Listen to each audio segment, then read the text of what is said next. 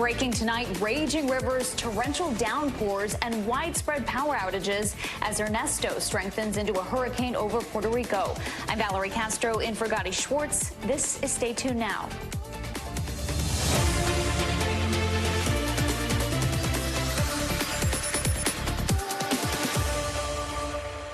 Hurricane Ernesto, the fifth named storm of the season. Right now, it's a Category 1 storm and is expected to get stronger this week as it moves towards Bermuda. But at the moment, it's raining down on Puerto Rico, dumping up to 10 inches of rain on parts of the island in just hours and carrying wind speeds of at least 70 miles per hour.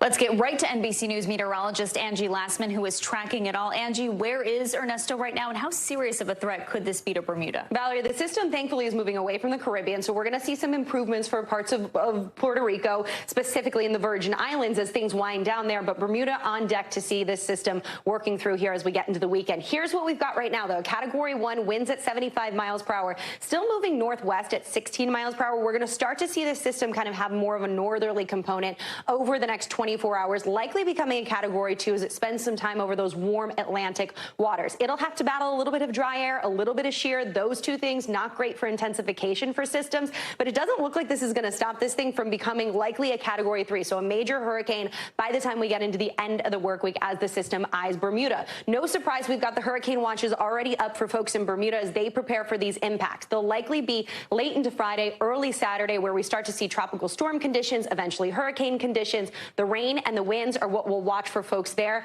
as we get into the parts of the weekend. Eventually, we move into early parts of next week. We could see parts of eastern Canada impacted by this, but that's way down the line. When it comes to the United States, especially the East Coast, that's where we're going to see some indirect impacts. The high surf, the rip currents, those will be all things that you'll likely see if you make your way to the coast over the next couple of days, specifically Thursday to Sunday. The red flag warnings will be up for folks there. We'll likely see some coastal flooding, maybe some beach erosion. All of that is going to be basically from parts of coastal New England all the way down to South Florida, Valerie. This will be something that we watch through at least the next couple of days as this system works its way through the Atlantic. All right, Angie Lassman, thank you. Back now to Puerto Rico and that flooding and power emergency with more than half of the island without electricity. The power grid suffering major outages under the impacts of Ernesto. NBC's Gadi reports. Tonight, massive power outages and dangerous conditions caused by Hurricane Ernesto.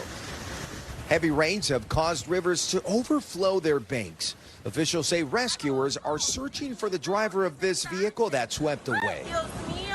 Flooding conditions forcing a shutdown of roads and bridges. Stay away from the coastal areas. Stay safe at home or wherever you are staying in the case of tourists. The storm also causing havoc on Puerto Rico's vulnerable power grid, still recovering from previous storms. More than 700,000 customers, nearly half the island, left without power. Estamos en la calle. Luma Energy assuring they are on the ground, working to reestablish service as fast as possible with more than 1,500 technicians assessing the damage. Yet no indication of how long the outages will last. Those who can now relying on backup generators, wondering when the power will be restored. Tonight, Puerto Rico grappling with the aftermath of yet another storm. Guad Venegas, NBC News. A vice presidential debate may be happening after all. Today, Minnesota Governor Tim Walz said he would take part in one on October 1st. No word yet from the Trump-Vance camp. Meanwhile, Walz continues his solo trip across the country, making stops today in both Colorado and Massachusetts. NBC's Monica Alba has more. Hi, Monica. Hey there, Valerie. Well, Governor Walz is rounding out some of his first days solo on the campaign trail as Vice President Harris's running mate. He was really focusing on fundraisers today in Colorado earlier, in Massachusetts later in this evening. And he's really doing that because he's trying to introduce himself to the nation, to donors, to others at campaign events in terms of what he thinks he can offer and what he brings to the table. But there was another piece of news today that's going to be something we're watching very closely, and that's this question of the vice presidential debate and that matchup against Senator J.D. Vance. So we know that CBS News, which is hosting that debate, had proposed a couple of options in September and October for them.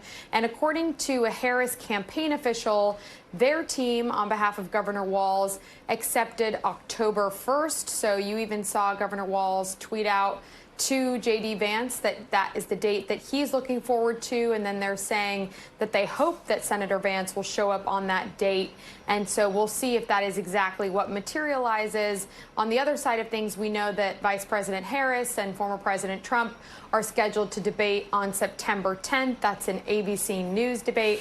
But there have been debates about the debates for some time in terms of when this was going to happen and how. So perhaps a window into how that may go. And also, you're going to see Governor Walz tomorrow continue his fundraising tour, but you're going to be seeing Vice President Harris appearing in her official capacity with President Biden in Maryland, where they're going to be having an event about lowering prescription drug costs for Americans. That's something that their administration has been focusing on, and it's part of the vice president's attempt this week to roll out some of her economic proposals and where she stands on some of those issues before having a larger speech on Friday in North Carolina, where she's going to be detailing a lot more of that. And we know that that is really a pressure point for the Harris-Walz campaign ahead of the Democratic National Convention, where they will be talking about some of these issues a little bit more, but there had been questions about when they were really going to roll out their policy proposals, and now we're going to start to see that in the next couple of days before they have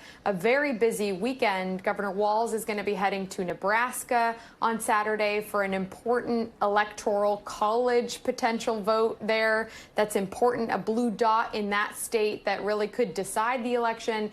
And then both Governor Walz and Vice President Harris and their spouses are going to be heading to Pennsylvania on Sunday for a bus tour that starts in Pittsburgh and will have a couple of stops before the DNC kicks off on Monday.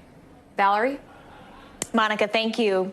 Former President Donald Trump has often been a critic of early voting, but here he is this morning casting an early ballot in his home state of Florida. Primary elections there for state and federal offices will take place next week. Hours later, Trump made his way to North Carolina to hold a rally on his economic vision. It was his first time hitting the campaign trail this week. NBC's Dasha Burns has more. Hi, Dasha. Look, Valerie, tonight was billed as an economy-focused speech, and that is largely what we got from former President Trump. Look, I've been to a lot of these, and I will say that there was more policy in this speech than I've heard at most of the recent rallies. I won't say he's necessarily stuck to the script. That's just not the Trump way, but he did hit the main points of the script. He criticized the Harris and Biden approach to the economy, and remember, the goal for the campaign right now is really to try to tie Harris and Biden together, to try to make them one and the same in the eyes of voters, because we've seen in the polling that President Biden polls worse when it comes to the economy than former President Trump. Former President Trump still polling ahead of Harris on the issue as well. So he's really trying to lean into that as the person who can make, in his words, make America affordable again. He focused on his own policy platforms, such as no taxes on tips, no taxes on Social Security, some energy policy. This was a different approach to a rally, to a campaign event than I've seen from the former president recently. Take a listen to some of what he said. Does anyone here feel richer under Kamala Harris than Crooked Joe, than you were during the Trump administration? Is anything less expensive under Kamala Harris and Crooked Joe? Vote Trump and your incomes will soar, your savings will grow, young people will be able to afford a home, and we will bring back the American dream bigger, better, and stronger. But there were moments in the speech, Valerie, where he did veer back to some of those more personal attacks on Vice President Kamala Harris, making fun of her laugh, calling her laugh crazy, questioning her intelligence. Some of those lines that we've heard that some of his allies have even said they want him to steer away from and focus on the contrast, on record, on policy. And we know that former President Trump has been experimenting with different lines of attack against Harris. As he even said in his speech today that the campaign spent millions and millions of dollars fighting against President Biden, creating a strategy, a whole operation built around countering one specific opponent. That is no longer the case. It is now Harris at the top of the ticket, and she is in many ways a very different candidate. But again, the goal for the Trump campaign, especially when it comes to the economy, given what we've seen in the polling data, is to try to make Harris and Biden one and the same in the eyes of voters, Valerie. Now to the latest in the Middle East as Israel waits for Iran to retaliate after killing senior Hamas leaders. U.S. officials say they are expecting the attack by Iran to happen sometime this week after the country's leaders rejected calls from the West to avoid the attack. But the U.S. also adding to the tensions today after it approved the sale of $20 billion in weapons to Israel. Let's bring in NBC News correspondent Ellison Barber, who's on the ground in Israel. Ellison, so ceasefire talks are set for tomorrow, but how optimistic should we be that they will actually take place?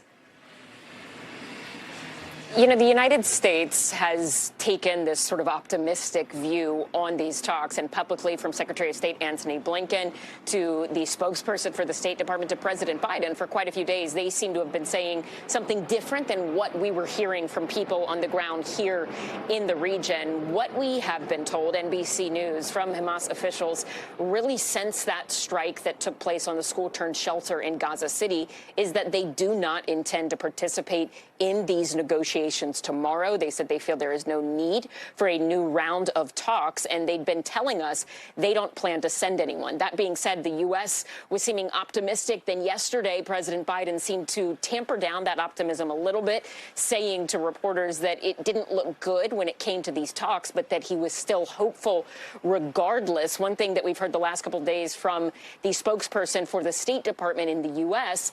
is that he says that they have been told, meaning the United States, by another mediator involved in this, the country of Qatar, that they are going to have some sort of Hamas representative there for these talks. And when the U.S. is asked further about that, they say that Qatar should be asked about that, but they haven't publicly commented on that. The messages that we are getting and being told from senior Hamas leaders, particularly within their political wing, is that they do not plan to participate in these negotiations. They do not feel that it is necessary. They believe the strikes that have been happening inside of Gaza, particularly that one at the school-turned-shelter in Gaza City, that those show to them that Prime Minister Netanyahu and Israel do not come to these talks with good intentions, and therefore they don't feel that it is worth their time to be participating in them.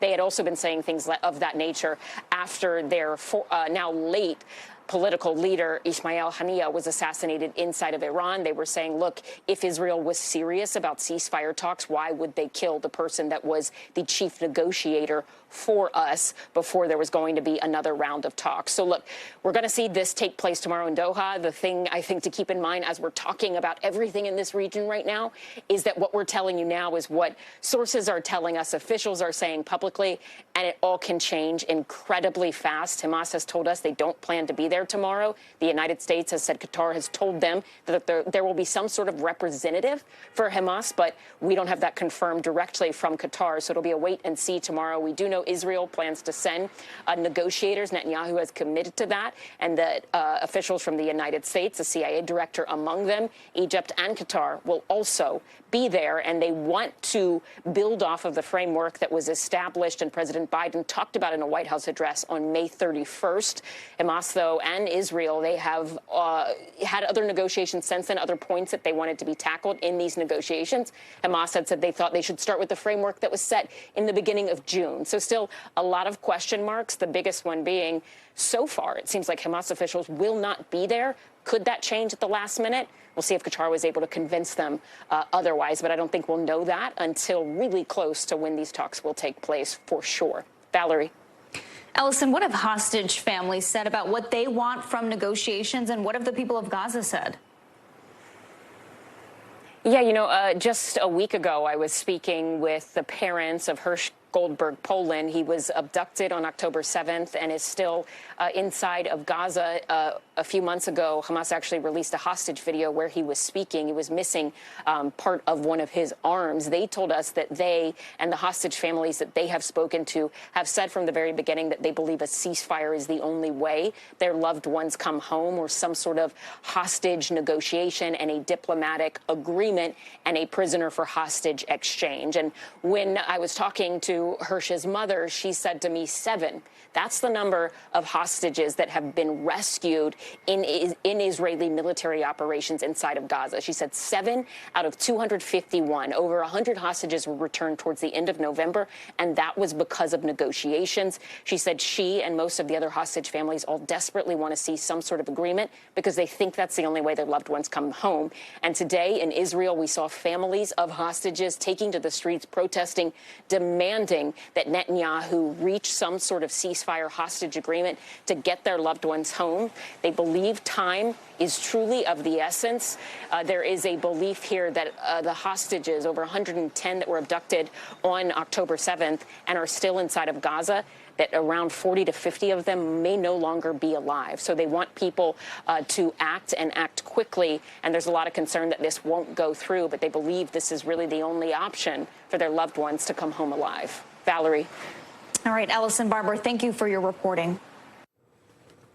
Don't go anywhere. We're just getting started. Next, Hunter Biden is at the center of new accusations, this time about his foreign business deals, why he allegedly asked the government for help while his dad was vice president. Plus, Mpox is now a global public health emergency as a growing number of countries are reporting cases. Dr. Akshay Sayal joins us with a look at how big the threat is. And later this hour, close call abductions caught on camera. We're hearing from the kids who say they were almost snatched right off the street. When I was walking, they said there's a group of women that get in the car and go see him. And I said, no, I don't know. I'm talking to strangers. And then when I tried to walk away, they backed up the car.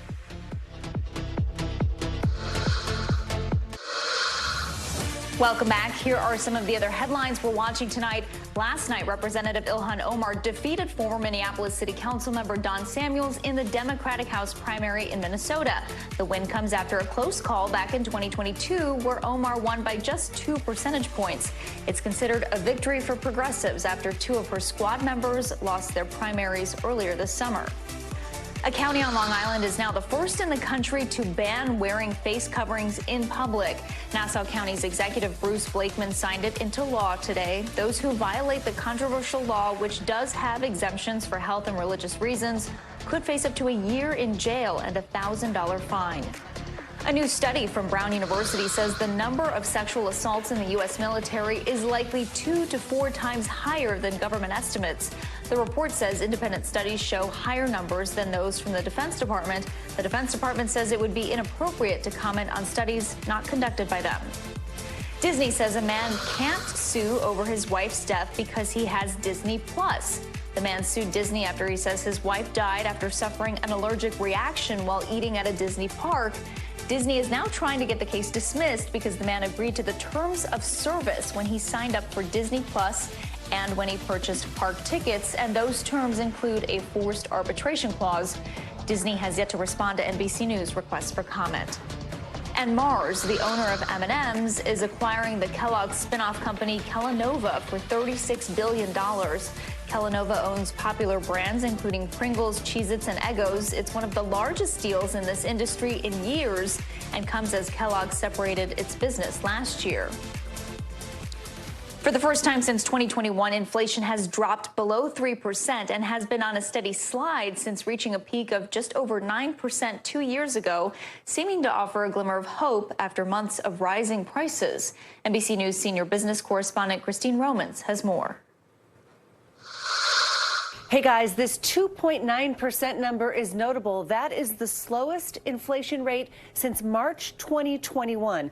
That's important because this has been issue number one for American families, higher prices for just about everything. You can see here in 2022 when the inflation rate peaked at 9.1%, the highest in decades. And now this is the work of the Federal Reserve, raising interest rates again and again and again to try to cool that inflation. And now inflation at 2.9%. Let's look inside these numbers. Food prices basically moving sideways. That's important progress on inflation. Energy prices sideways or lower. That's good for anybody who's filling up their car at the gas station. Housing has been the problem here. Housing prices have consistently been the bulk of inflation. When you look at this overall inflation rate this month, about 90% of that is because of higher housing costs. So this is one of the reasons why people still don't feel so great about the housing picture. You can switch out cheaper cuts of meat at the grocery store. It's a little harder to switch where you live. That's why that inflation is called sticky. Inside these numbers, you may have noticed used car and truck prices are falling from June to July. Airfares down 1.6%. Car insurance, though, up 1.2%. That's on top of a lot of car insurance inflation over the past 4 years. Again, it's one of those pain points for American family budgets, higher car insurance. Also, what the White House is pointing out today is that for 17 months in a row, wages, your paycheck, have been growing faster than inflation, your costs. Eventually, hopefully, people will start to feel better about the economic picture because of that. But at least for now, you've got 17 months, the White House says, of wage growth faster than inflation. That means buying power for American families has been improving. Bottom line here, this means the Federal Reserve may be able to start cutting interest rates maybe next month.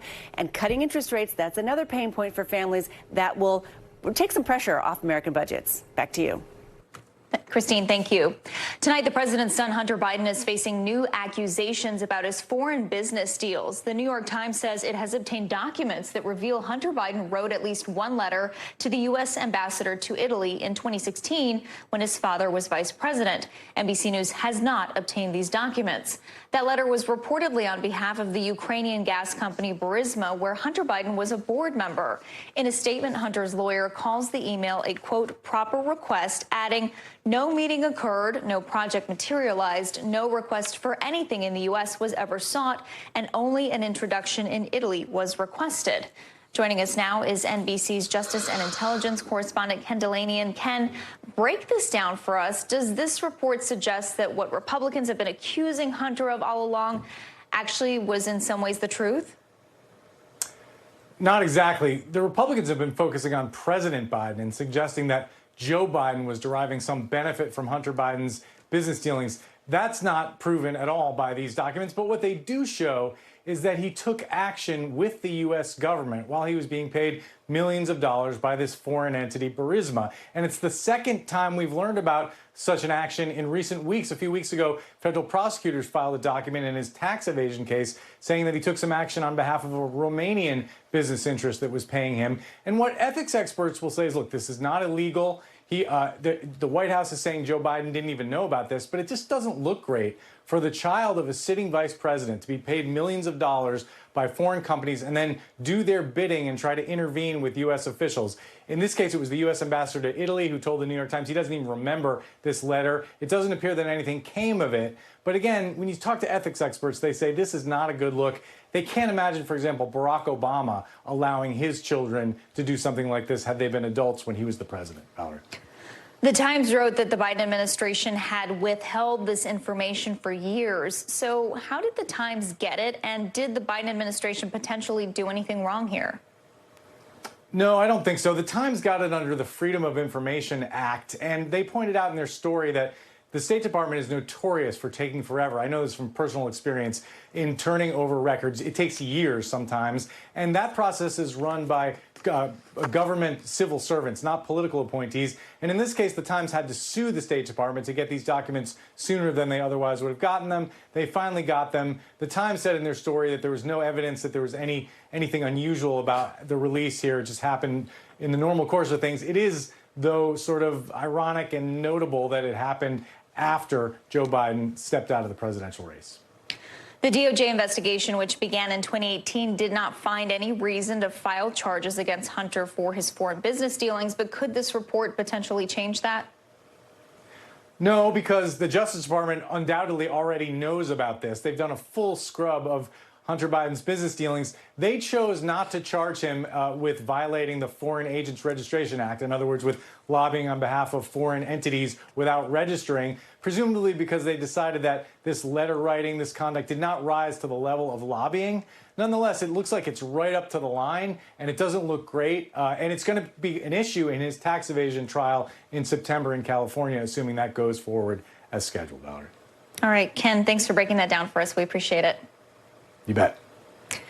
Could the Department of Justice break up Google? We're learning that the Justice Department is considering that option as part of that antitrust lawsuit Google lost. A judge found the company had an illegal monopoly in the way that it runs its online searches. A trial is set for next month to decide what consequences Google could face. CNBC's Deirdre Boza has the latest. In terms of what the Department of Justice will ask for, thing is on the table for those consequences or remedies as they're called. Now, the most severe one would be a breakup. That would be requiring Google to split off one of its business units, like its Chrome browser or Android operating system. Another remedy, perhaps less severe, could be requiring Google to let other technology companies license its own technology. Now, we have a statement from the Department of Justice, and that says that they're evaluating the court's decision and will assess the appropriate next steps consistent with the court's direction and the applicable legal framework for antitrust remedies. No decisions have been made at this time. Now, having covered antitrust and tech policy for a long time, I can tell you that the regulators are going to want to make sure that the remedies are more than just a slap on the wrist. They're going to want to make sure that it's something more structural that will level the playing field for other competition, especially as we're in this new age of generative AI. Now, whether it gets there, though, that is certainly an open question because Google and the other mega caps dedicate considerable, significant resources in terms of time, money, talent, energy towards these antitrust battles. As for the broader tech space, these mega cap tech companies have become fully integrated ecosystems. That is a big reason why they're so successful. Google is no longer only just search. It has YouTube. It has that Android operating system. It has its own custom chip business. Apple is more than the iPhone. It has a huge services business. Amazon is more than just e-commerce. It has a huge cloud computing business. That is part of the reason they've been so successful. That could also be why it's very difficult to split them up. But everything will be on the table as they head into that remedy period this September. Deirdre, thank you. Breaking tonight, Columbia University's president has resigned. She has faced pressure to do so now for months, and she is doing so now just weeks before the fall semester is set to begin. Columbia President Dr. Mehmet Shafiq resigned today. According to a statement from the university, Shafiq was appointed last summer and oversaw the response to pro-Palestinian protests on campus in response to Israel's war against Hamas. She also testified in April before a congressional committee over the response to the protests and the disciplinary actions taken against students. Her resignation comes less than 3 weeks before the first day of classes at Columbia. Coming up, we take you to the front lines of the ongoing conflict between Ukraine and Russia as a group of Ukrainian soldiers push back on Russian forces, what they're saying about the state of the war. But first, you got to see this. Earlier today, a NASA astronaut captured a breathtaking aurora from the International Space Station. The time-lapse shows the vibrant colors across Earth's atmosphere. Incredible images there. We'll be right back.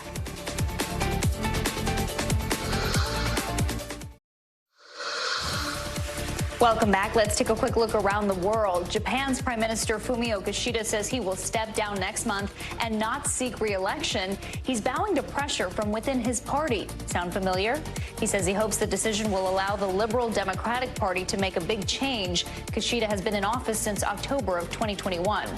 Botswana sprinter Letsile Tebogo won his country's first ever gold medal at the Paris Games, and yesterday, some 30,000 fans packed a stadium to welcome him home.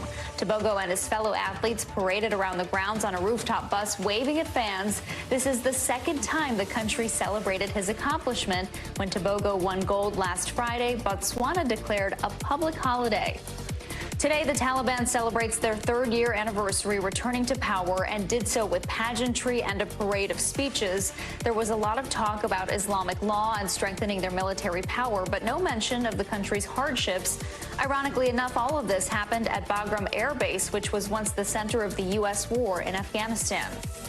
And in New Zealand, a charity accidentally gave away meth disguised as candy. According to police, the potentially lethal quantity of the drug was distributed by the Auckland City Mission. They were individually wrapped in yellow paper labeled pineapple flavor. Police say close to a dozen families reported tasting the fake candies before spitting them out.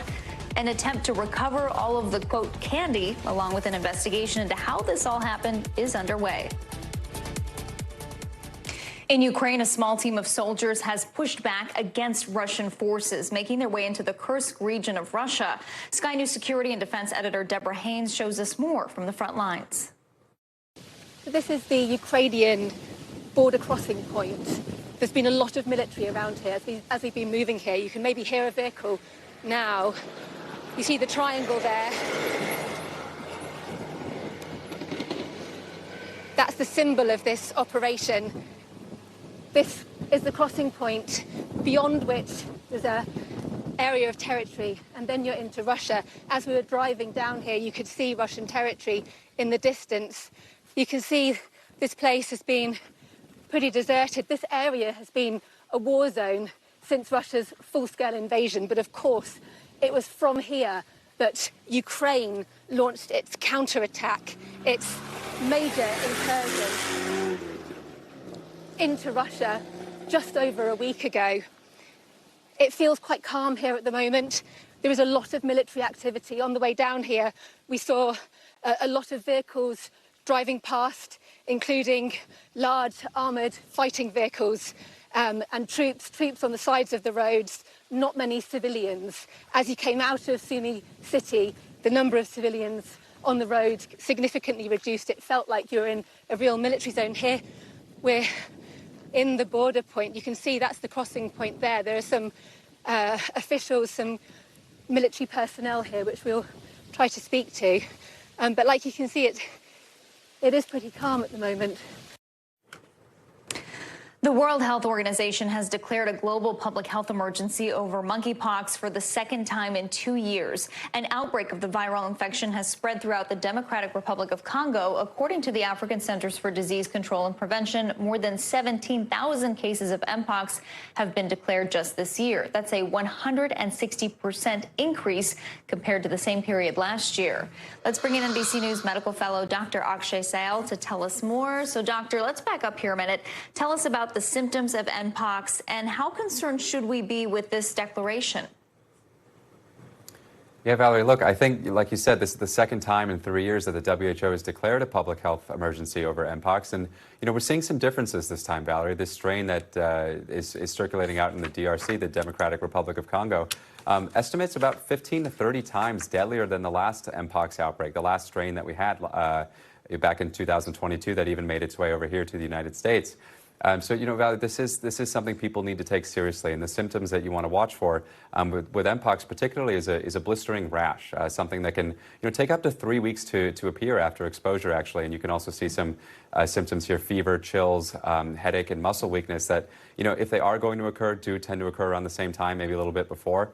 But not everybody gets those symptoms. A lot of people might just have that rash there, the one on your bottom right of the screen. That tends to be the one that's most distinguishable. You know, if you have just the other symptoms, it could be a lot of other things. It could be something like COVID-19, for example. So really look out for that rash, Valerie.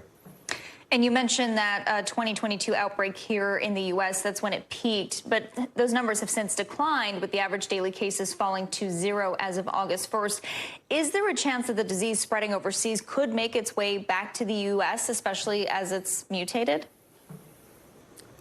Well, that's the concern, and that's why the WHO announcing that public health emergency. And for those out there who don't know, when they announce a public health emergency like this, it's essentially telling, you know, countries around the world to share resources, to share things like research and testing and vaccines and treatments, especially with countries in poorer nations. You want to make sure that everybody has equitable access to these, you know, life-saving tools, and that's why the WHO declaring that a public health emergency to prevent it from spreading to countries like the United States.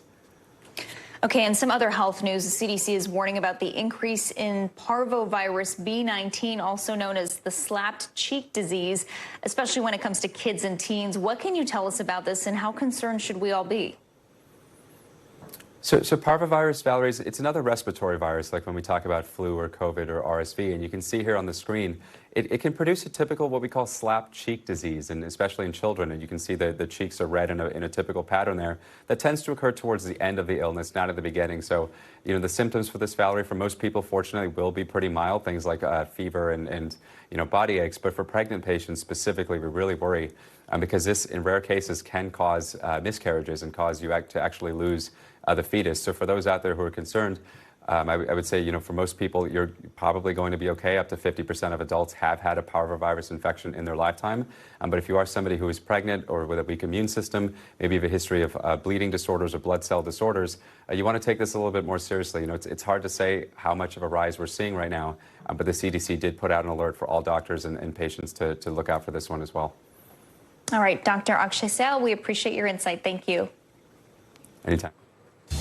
Coming up, terrifying moments caught on camera. 2 kids almost abducted in broad daylight managed to get away. They are sharing their stories next, so stay tuned. Welcome back. Here are some of the stories happening out west that we're following. A judge in Hawaii ruled that victims of the Maui fire have first dibs at a $4 billion settlement. The ruling handed down today says insurance companies will have to wait for potential reimbursement until the fire victims receive their money first. This is to avoid insurers from going after defendants involved in the settlement, which could prevent victims from getting money in the process. In Las Vegas, a family says their 16-year-old suffered burns and blisters after he was allegedly forced to crawl on artificial turf during football practice in 104-degree weather. They say it was a team punishment after some players weren't wearing knee pads properly, but the boy had to be taken to urgent care. The school district responded to the incident in a statement saying it is investigating. Police in Olympia, Washington will no longer enforce laws banning psychedelic plants like mushrooms. The city council approved the resolution, making it a low-level priority for police, but it will not allow for the commercial sale of the plants or fungi. City council members say they also took into account the mental health benefits for some people who ingest psychedelics as a form of therapy. Some shocking videos out of Texas showing children potentially in danger. One video shows a suspect trying to lure a child into a car. We spoke to 2 of the boys and their mother about what they did right to ward off that alleged kidnapper. Bro, he just tried to abduct us! Jonathan and Zachary Skolnick were playing outside with friends when 2 cars pulled up to them in their North Dallas neighborhood. There were these 2 random cars they were just there. And when I saw my Zachary and his friends running, I was trying to figure out what was going on. Get your mom! I overhear the driver telling my friends to take a look at what's in the back of the car. So I hear this and I start running. But I make it to the door. Someone's trying to kidnap Jay! All of a sudden I hear, Mom, Jonathan's being kidnapped! Jonathan's being kidnapped! And I didn't know if they were joking or if he was being put into a car. The terrifying ordeal confirmed by police and captured on cameras surrounding the Skolnick home. When I was walking, they said there's a group of them in the back. Get in the car and go see him. And I said, no, I don't talk to strangers. And then when I tried to walk away, they backed up the car. Ring video shows a white SUV backing up and a suspect chasing after Jonathan before turning back, giving their mom just enough time to snap a photo of the license plate. I just thought, if the boys are joking, I have them on video joking. If they're not joking, I have a picture of the license plate that might have Jonathan, so we'll be able to find him. The police are not taking this lightly. Just hours earlier, another terrifying encounter 2.5 miles away. A teen seen on camera hiding in Shane Burke's driveway. She was definitely traumatized. Burke was working from home when the teen showed up at his door. She initially went and hid behind our car to see if he was going to come back, and sure enough, here he came, really slow. The girl told him she was walking to a local high school when she noticed a stranger driving by several times. Burke's home surveillance cameras captured the driver staring. She said she didn't know him. It wasn't like an ex-boyfriend or a family member or anything. And So whatever it was, it doesn't seem good. This was serious. You know, this was a close call. Police are still searching for suspects in the two incidents that they do not believe are connected. I worried for so long about breaking their spirit by telling them that there are certain people in the world. But thank God we did. A manhunt continues in North Carolina tonight for an escaped murderer. Hundreds of law enforcement officers are now involved in the search. NBC's Priya Sridhar has the latest. Tonight, a $35,000 reward for any information on the whereabouts of 30-year-old convicted felon Ramon Alston. Local, state, and federal authorities launching a massive search after he escaped from armed guards. Hospital staff is on the line advising an inmate has just run from the hospital. Alston was being transported to a routine medical appointment Tuesday morning when he jumped out of a corrections van and took off into the woods, still in handcuffs and a waist chain, according to officials. We feel pretty comfortable from a search standpoint that offender Alston is not in the immediate vicinity. Alston is serving a life sentence for shooting and killing a 1-year-old girl on Christmas Day in 2015. Today, Orange County Sheriff Charles Blackwood saying he's known Alston since he was born. He was a troubled child, and he's been involved in criminal activity since he was a juvenile. He's extremely cagey, he's extremely dangerous, and he has nothing to lose. Authorities believe they're closing in. There are two leads we've got. I'm not going to tell you what they are that we feel are solid, rock solid. And that's a teaser to the folks out there that know what's going on and know that they were involved in it. We know you, and we're coming for you. Priya Sridhar, NBC News. Before we go, it's time for the future of everything. Olympic gold medalist and boxer Imane Khalif is firing back at online critics in a first-of-its-kind lawsuit, and some big names could have to answer for their posts. Plus, 2 Boeing Starliner crew members are still stuck on the ISS. It could come down to one of Boeing's biggest competitors to save the day and bring them back.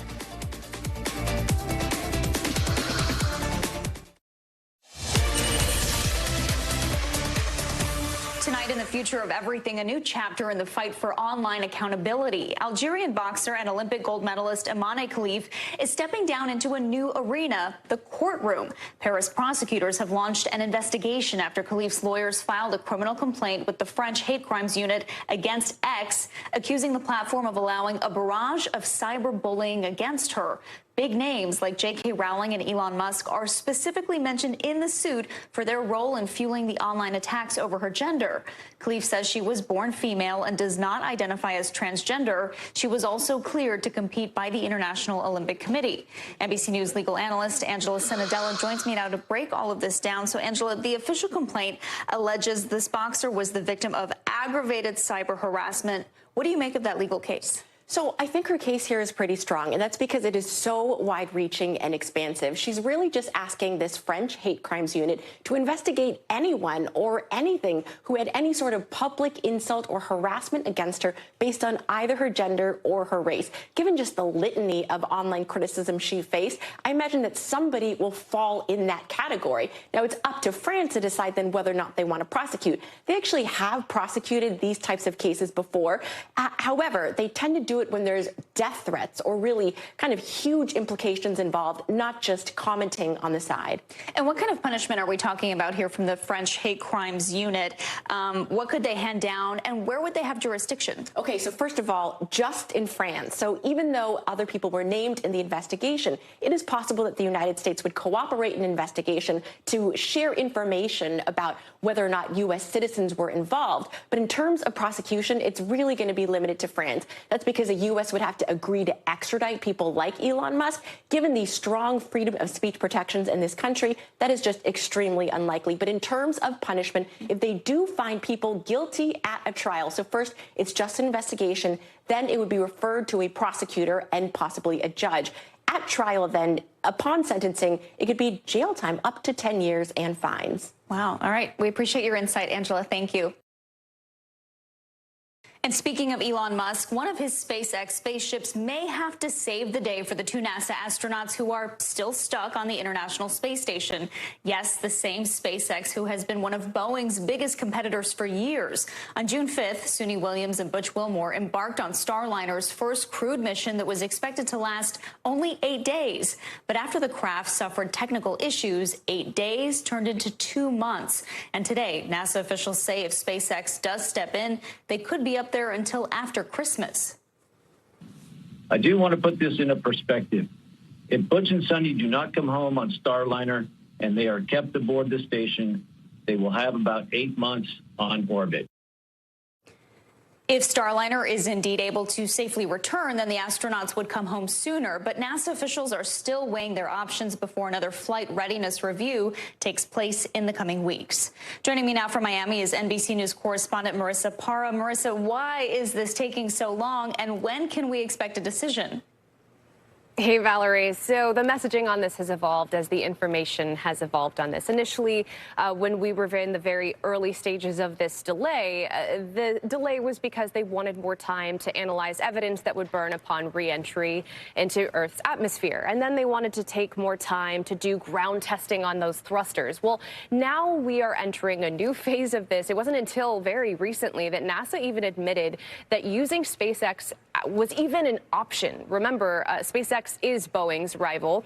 And so this is not something that would even be under consideration unless it was the very last resort. And safety is at the heart of all of this. And there's a lot of pressure on NASA and on Boeing to make sure that this is done in a very safe way, that Butch and Suni make it home safely. And so in terms of why it would take until possibly February for Butch and Suni to come home if SpaceX is used as that option, keep in mind that SpaceX has Crew 9 set to launch at the end of September. This was a pre-planned launch. It has nothing to do with Boeing's Starliner at all. And so in this pre-planned mission, their return wasn't set until February. And that is why it might take that long for Butch and Suni to return, because they would be hitching a ride, if you will, Valerie. All right, Marissa, so we know that it is a very real possibility that these astronauts may not return on the Starliner. I want to play a little bit more from today's press conference. There's additional radiation for Butch and Suni. There's additional time on orbit. There is the contingency question. If we use the Dragon as the contingency vehicle for Butch and Suni, they would have to execute a contingency without suits. Okay, no spacesuits sounds like a big problem, right? How exactly would this return plan work out? Well, I can tell you right now, the question of spacesuits, they're not interchangeable. You can't use a Boeing Starliner spacesuit, and you can't use that on SpaceX Dragon. And so they would have to get totally different suits. They are custom made. It's not like they come in small, medium, or large. They are tailor-made for the astronauts. So Butch and Suni would have to get those made. They would have to get them shipped up. And that would potentially have to be on some sort of supply mission, cargo mission. We have a cargo mission on its way to the ISS that's going to be launching tonight, weather permitting. And those types of missions happen quite frequently. And Butch and Suni have already seen a mission go up to the ISS when it comes to food and supplies. Extended stays in space are not new. In fact, there are several examples in history. Frank Rubio, the astronaut, can speak largely to extended stays in space. He holds the record for the consecutive days spent in space, 371 at that. But as you mentioned, Valerie, there's a lot of things to consider, not just food and supplies, which are things that a cargo mission could take care of, but radiation exposure, and then even just things like this is an assembly line, schedules that are going to be impacted as a result of this, and then even just the toll that it takes on the astronauts, which, of course, they're staying busy up there, but surely they probably had plans. Suni has her birthday coming up in September, which it's looking likely she's going to be spending on the International Space Station. Yeah, I can imagine. Do we know what Boeing has to say about all of this? And if one of their biggest competitors does have to save the day, does that show that Boeing can't deliver? It certainly doesn't instill public faith or confidence in Boeing, which is already a name that has taken many public hits, as we know, Valerie. There's, of course, the public messaging and then what we're hearing behind closed doors. In terms of what Boeing has said publicly, they were not at the last two press conferences. They were not present today at this press conference, but on August 2nd, they put out a statement once again reiterating what we expected them to say, which is that their confidence remains high in Starliner's ability to bring Butch and Sunny home. But of course, there is not a consensus on the table right now when it comes to the decision to bring Butch and Sunny home. You asked earlier what the timeline is looking like for that decision. We know that NASA said today they were hoping for a consensus. A consensus increases the likelihood of success. But Valerie, they said they are running out of time for a consensus. We know what Boeing wants, but they're almost out of time. And the decision, it's coming down to the wire. And they said that at soonest, end of next week, but it has to happen by the end of the month. All right, that ride home still TBD. Marissa Parra, thank you. Thank you. And that does it for us tonight. I'm Valerie Castro. We'll see you tomorrow, but until then, stay tuned now.